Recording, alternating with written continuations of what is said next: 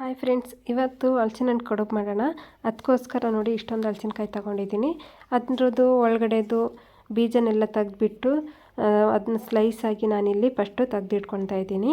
ಯಾಕಂದರೆ ಮಿಕ್ಸಿ ಮಾಡೋಕ್ಕೆ ಈಸಿ ಆಗಲಿ ಅಂತ ಹೇಳಿಬಿಟ್ಟು, ಇಲ್ಲಾಂದರೆ ಮಿಕ್ಸಿ ಎಲ್ಲ ಬೇಗ ಹಾಳಾಗಿ ಹೋಗಿಬಿಡುತ್ತೆ.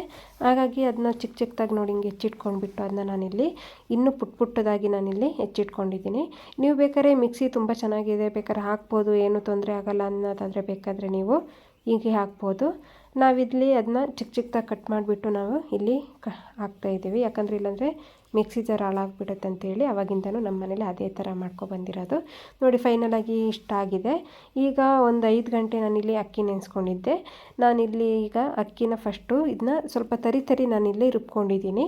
ಆಮೇಲೆ ಹಲಸಿನಕಾಯಿ ಮತ್ತು ಅದಕ್ಕೆ ಸ್ವಲ್ಪ ತುಪ್ಪ ಮತ್ತು ಬೆಲ್ಲ ಮತ್ತು ಅಥವಾ ಸಕ್ಕರೆ ಬೇಕಾದ್ರೆ ನೀವು ಹಾಕ್ಕೋಬೋದು. ಸಕ್ಕರೆ ಇಷ್ಟ ಇಲ್ಲದವ್ರು ಬೇಕಾದರೆ ನೀವು ಬಿಳಿ ಬೆಲ್ಲನ ಹಾಕ್ಕೊಂಡು ಒಂದು 5-6 ನಾನಿಲ್ಲಿ ಏಲಕ್ಕಿನ ಹಾಕಿಬಿಟ್ಟು ನಾನಿಲ್ಲಿ ಚೆನ್ನಾಗಿ ನೈಸಾಗಿ ರುಬ್ಕೊಂಡಿದ್ದೀನಿ. ಆಮೇಲೆ ಅದಕ್ಕೆ ಒಂದು ಕಾಯಿ ಹೋಳು ತುರಿನ ಅಂದರೆ ಕಾಯಿ ತುರಿ ಮಾಡಿಕೊಂಡು ನಾನಿಲ್ಲಿ ಅದಕ್ಕೆ ಕೈಯಲ್ಲೇ ಚೆನ್ನಾಗಿ ಮಿಕ್ಸ್ ಮಾಡ್ಕೊಂಡಿದ್ದೀನಿ.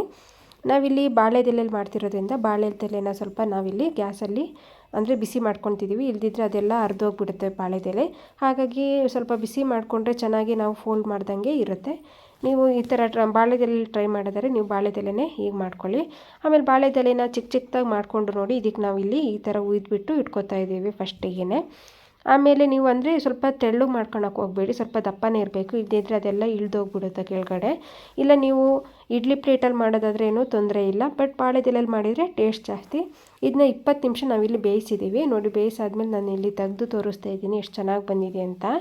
ನೋಡಿ ನೀವು ಬಿಸಿ ಇದ್ದಾಗಲೇ ತುಪ್ಪ ಹಾಕ್ಕೊಂಡು ತಿನ್ಬೋದು. ನೋಡಿ ಟೇಸ್ಟ್ ಚೆನ್ನಾಗಿ ಬಂದಿರುತ್ತೆ. ಇಲ್ಲಿ ಬಿಸಿ ಇರೋದಕ್ಕೆ ನಾನು ತೆಗಿತಿರೋದಕ್ಕೆ ಸ್ವಲ್ಪ ಚಾಕುಗೆ ಅಂಟುತ್ತಾ ಇದೆ, ಬಟ್ ಚೆನ್ನಾಗಿ ಬೆಂದಿದೆ. ಬಿಸಿ ಇರೋದಕ್ಕೆ ನೋಡಿ ಈ ಥರ ಬರ್ತಾ ಇರೋದು. ನೀವು ಸ್ವಲ್ಪ ಆರಿಬಿಟ್ಟು ತಿಂದ್ರೂ ಚೆನ್ನಾಗಿರುತ್ತೆ, ಇಲ್ಲ ಬಿಸಿ ಇದ್ದಾಗ ನೀವು ತುಪ್ಪ ಹಾಕ್ಕೊಂಡು ತಿಂದರೆ ಚೆನ್ನಾಗಿರುತ್ತೆ. ಒಮ್ಮೆ ಈ ಥರ ಟ್ರೈ ಮಾಡಿ. ಈ ವಿಡಿಯೋ ಇಷ್ಟ ಆಗಿದರೆ ಪ್ಲೀಸ್ ಫಾಲೋ ಮಾಡ್ಕೊಳ್ಳಿ.